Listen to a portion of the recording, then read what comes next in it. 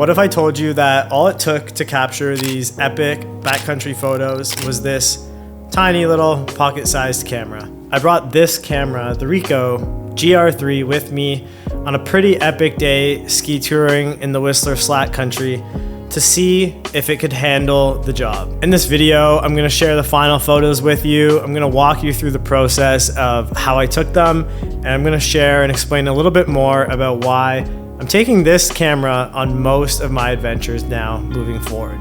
So let's get right into it. So when you go out ski touring or doing any sort of, I guess, more adventurous activity in the mountains, like you're hiking, you're cycling, that kind of thing, weight is super important. And so obviously you can't really sacrifice any gear when you're ski touring. You've got like your avalanche kit, you've got your 10 essentials, you've got food, you've got water.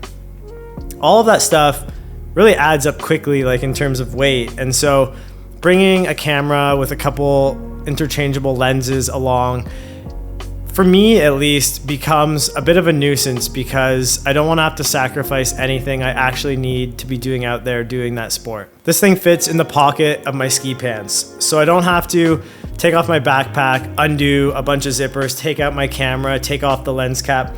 All I do when I see a photo or a frame that I want to capture is I just unzip my ski pants, I pull it out, I hit this button, and I take the photo. It's so accessible.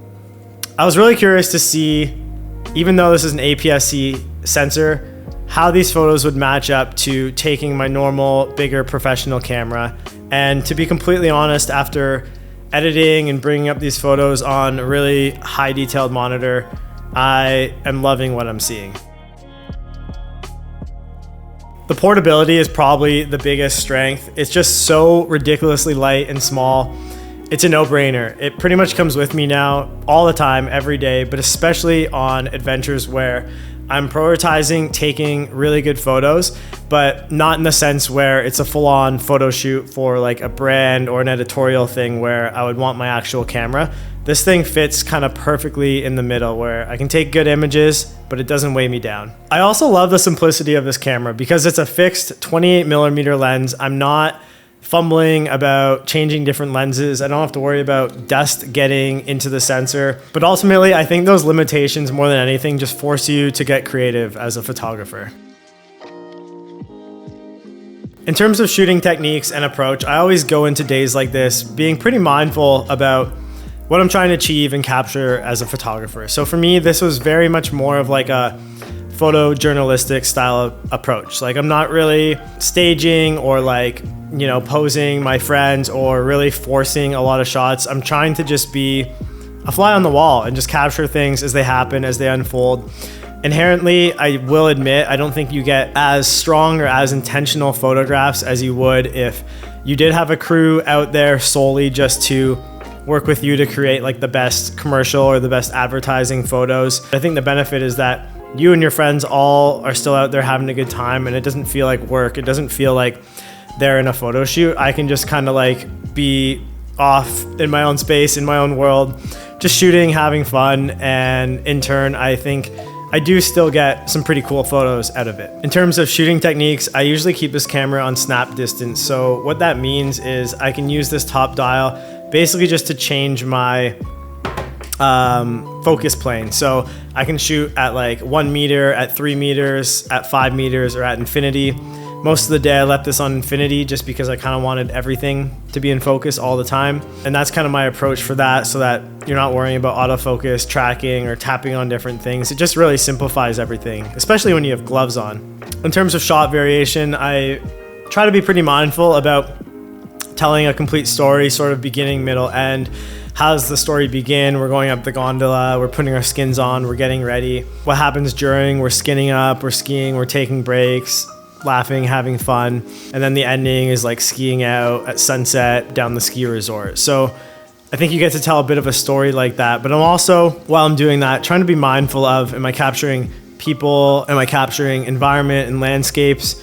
And I try to take a pretty well-rounded approach and just capture what kind of piques my interest at the time without being super like overly serious about anything or trying too hard.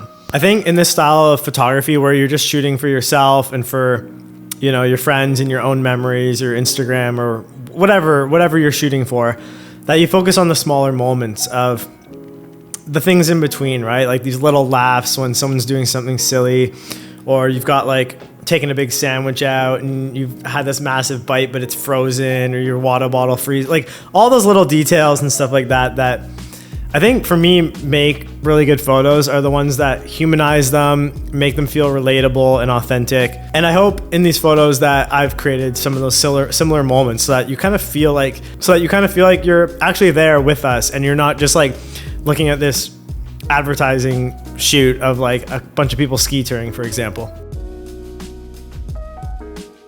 It wasn't my first time shooting with this camera, and I'm always blown away by what it can do. Just the resolution, how the raw files are able to be processed, the colors, basically everything about this camera. I don't think it can really get much better from a pure image quality perspective alone. Having the portability really allowed me to just be so much more spontaneous and allowed me to get this out of my pocket and shoot. At a lot of times when with a bigger camera, I just couldn't. You know, you're skinning up a slope, or you know, you're transitioning, putting on your skins, like time and space and weight, everything is just so important out there. And so that's truly where I think this camera really shines. And to be honest, like I said earlier, limitations often turn into creative strength. So by having such a simple setup, I was able just to focus way more on like the moment and the story and the vibe, rather than all the other minutia about cameras and gear and that type of thing.